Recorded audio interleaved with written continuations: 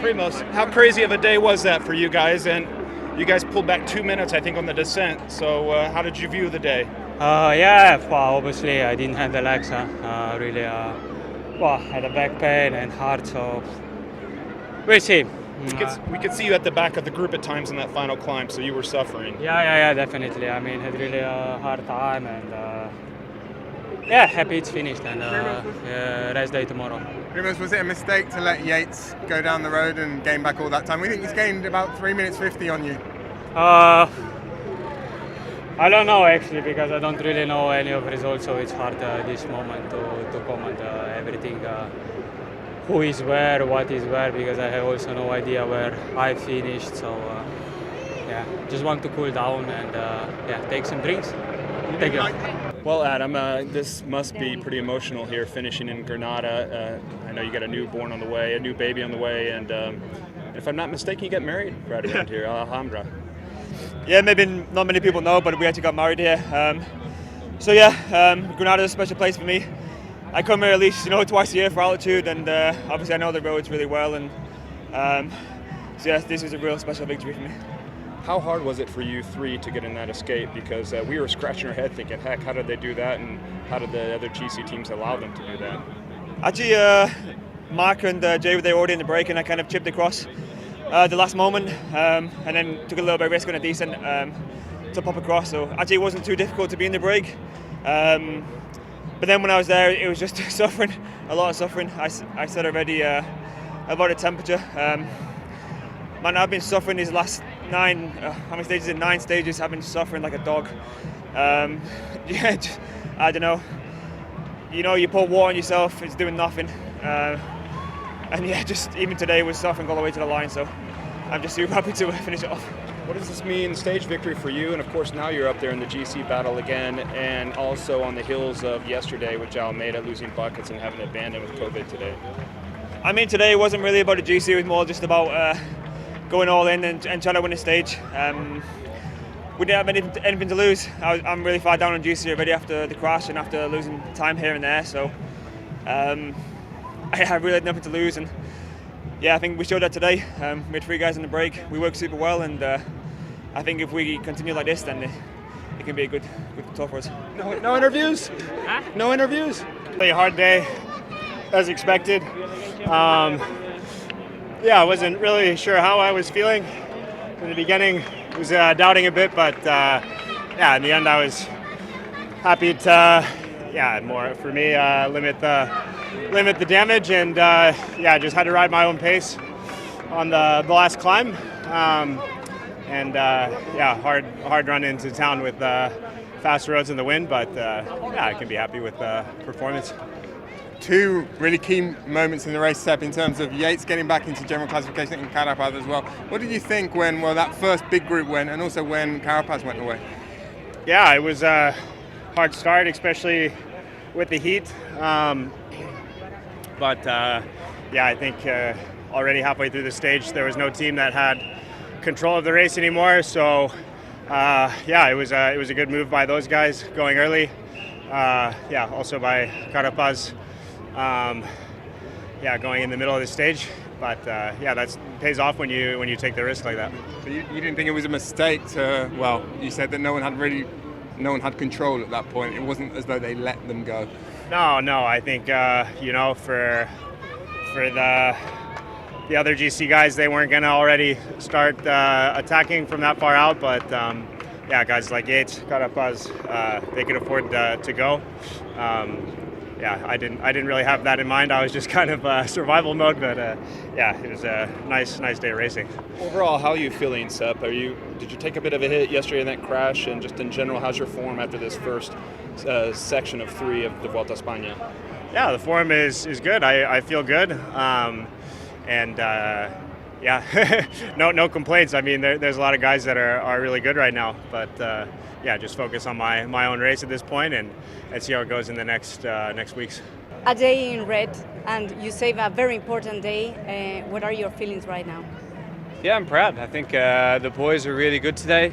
I think we managed to break fairly well, and we executed in the end. Felix was really excellent on the final climb, and we kept tabs on things, and I felt much better clearly today. So yeah, really happy how it went down.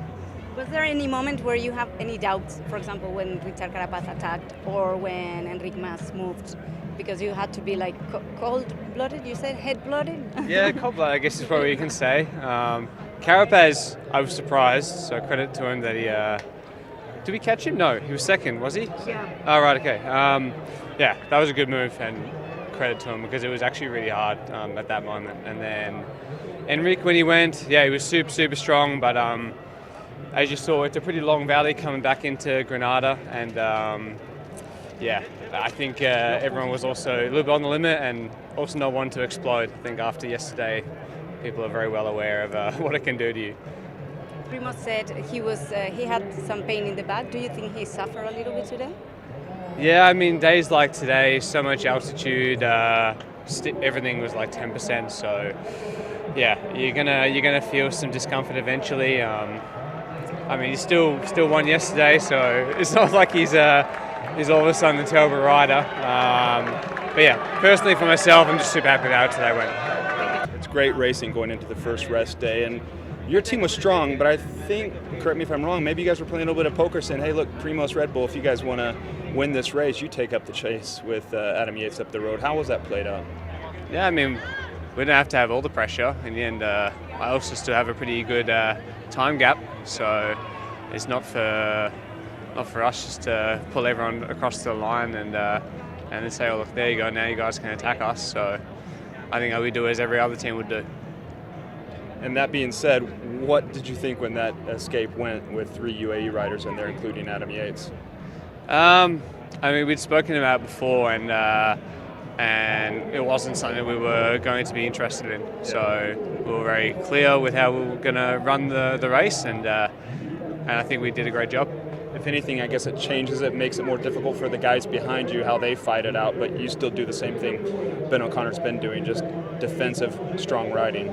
Yeah, I mean, I was strong today. I still have my lead, and people still have to take that time back. So I think I showed today that I'm still, I'm not just going to be walked over and pushed over in 2 days. How much were you suffering? Was the decision towards the top of that last climb to just keep you on the back and to recover, because otherwise I would suspect you'd be pulling at the front for Primoz?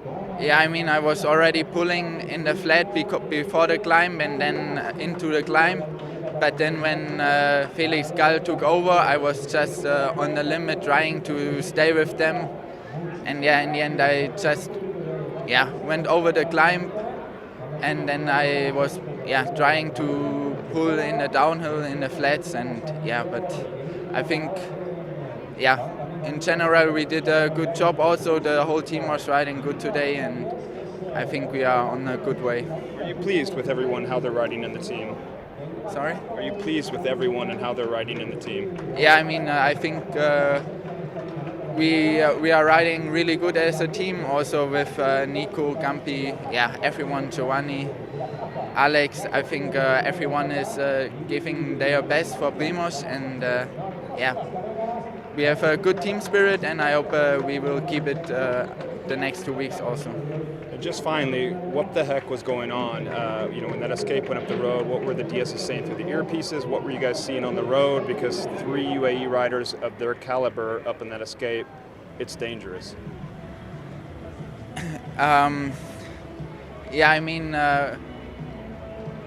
We just stay calm, and we knew that there are 3 hard climbs coming up.